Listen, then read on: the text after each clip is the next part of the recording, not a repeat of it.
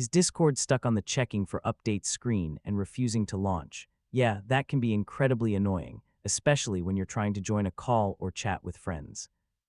This issue is usually caused by network problems, corrupted files, or permission settings. In this guide, I'll walk you through the most effective fixes. First, close Discord completely. Open Task Manager and make sure there are no Discord processes still running in the background.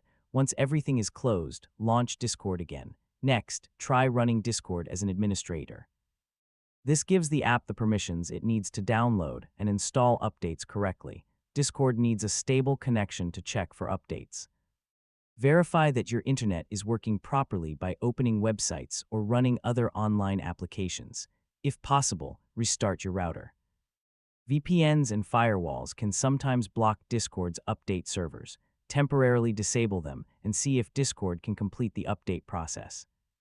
Corrupted cache files can prevent Discord from updating correctly. Clearing the cache forces Discord to download fresh update files the next time it launches, If Discord is still stuck, uninstall it completely and install the latest version from the official website. A clean installation often resolves stubborn update problems. And that's how to fix Discord stuck on checking for updates.